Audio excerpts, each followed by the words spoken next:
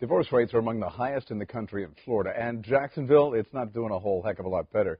So to talk about ways to avoid D-I-V-O-R-C-E, it's my Tammy Wynette impression, Dr. Tabitha Johnson back here on the morning show. You know, people tend to think that it's something big that leads to divorce, but a lot of times it's an accumulation of a bunch of little stuff that you may think is inconsequential at the time.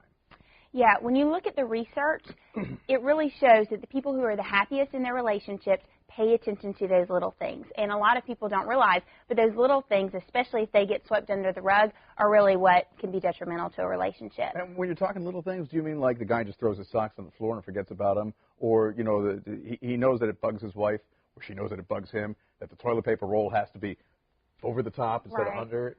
Right. Yeah, it's really those little tiny things.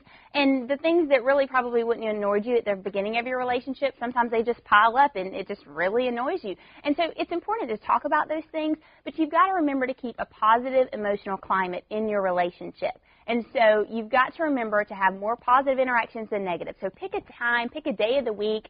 You know, at Friday at 7 o'clock, we're going to air out all of our grievances and talk about it, but then let it go. And so that you keep your relationship positive instead of negative. And that's important. You've got to keep the line of communication open. Just talk about it so everybody knows what's going on. Okay, so it's the little things that can add up that can lead to problems. It's also the little things that can help better your relationship. Some people think there's got to be a grand gesture. There doesn't. No, it's really the small things, and especially for women, it's those small things.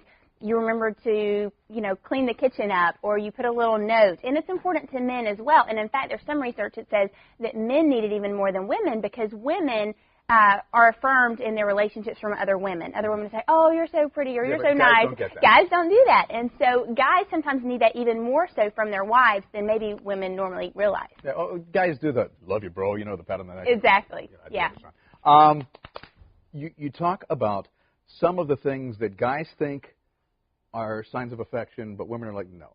You know, hey, honey, you know, I got the oil changed in your car, or, you know, the kitchen cabinet that was squeaking, I got the WD-40 out and fixed it for you. You really don't care about it.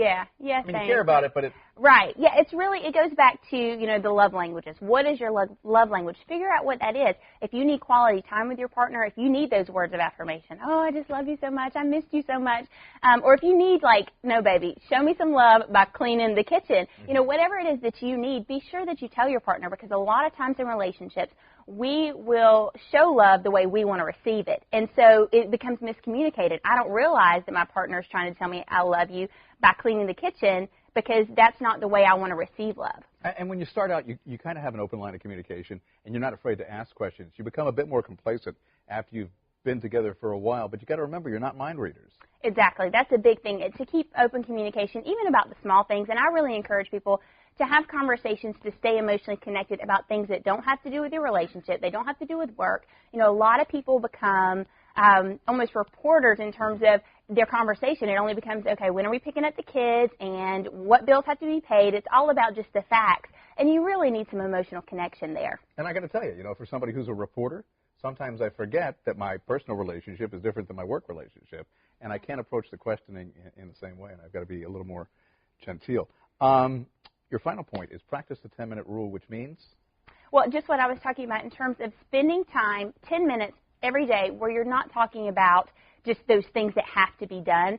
Spend some time actually connecting. Think about the crazy questions that you normally don't ask, like, you know, in 5 years, where do you want to be? Or if you had all the money in the world, what would you do with it? Some things that people think are crazy, but you really get at a lot of dreams and aspirations and things like that that are really important. And if you just go day to day about daily living and have those conversations, you're not going to get into those things. So that really gives you an opportunity to connect with your partner. And I'm not a big-time relationship doctor, but I've also learned, you know, you got work, you got school, you got the kids, you got people dragging and pulling at you. Make a date, too. Yep. Make time for yourself. I love dates. Dr. Tabitha, thanks very much. Thanks. You can follow Dr. Tabitha on Twitter at Dr. Tabitha.